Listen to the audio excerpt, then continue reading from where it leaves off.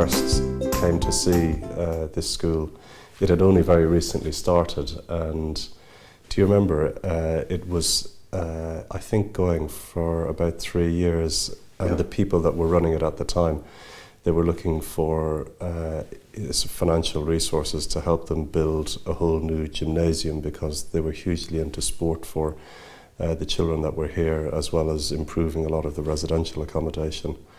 But they had those plans, they had it all set out what they wanted to do, didn't they? They just didn't have the resources to be able to actually do it, to put into plan what they wanted to have. And I think I remember at the time we were just so impressed at the expectations that they had for the young people that are here.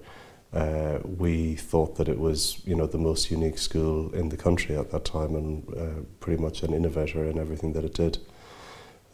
And I think the aspiration, the interesting thing, how we deliver education and care has evolved over the course of the past 13 years, but the most pleasing thing is that the aspiration, those really high aspirations for the kids here, has never changed. No, that's true, and I think that's, as you said, that's what stood out when we first came here, was how much the entire team, how passionate they were about that, and how it motivated everybody was to get those best possible outcomes for every individual child that was here. A lot of what we've developed here in this school has been rolled out elsewhere. So you can go to many of our other schools and find that we've stretched those schools to broaden their curricula to include a lot of what's done here. And of course there's a great cross-fertilisation of ideas across the group. But it was just pleasing, when we look back, Wings brought us to open another school also named Wings in Nottinghamshire, but also some day schools in the West Midlands and indeed down in London. So it's interesting how one idea carried off so much success everywhere and such positive outcomes for the kids that attend our organisation. I think what's impressed me most over the last 10 or 13 years is how the curriculum has developed and broadened. So before it was more a traditional school approach to everything that we did, but I think now the breadth of subjects that we offer is probably unparalleled in the field that we work in.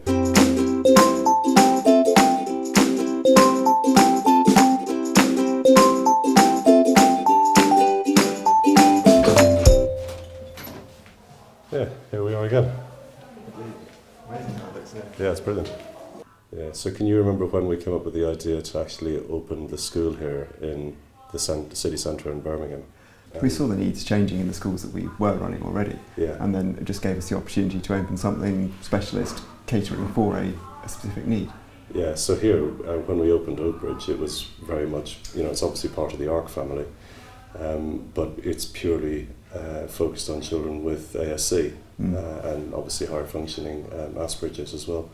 But it allowed us, when we said, that's exactly what we're going to do, to create an environment that was going to be very tailored for these kids. So everything from, this additional soundproofing that we have in all the rooms, the colour-controlled lights, the special carpeting that we've got on the floors.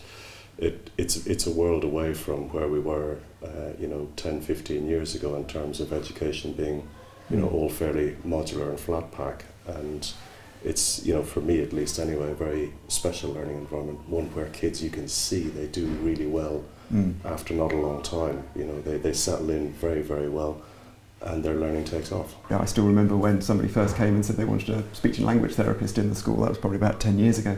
And now, at the time, we sort of thought about it a lot and went through all the sort of the benefits and things like that. Whereas now it's completely standard that all of our school have not just speech and language, but occupational therapy. You've got psychologists, psychiatrists, just the access to all those different things.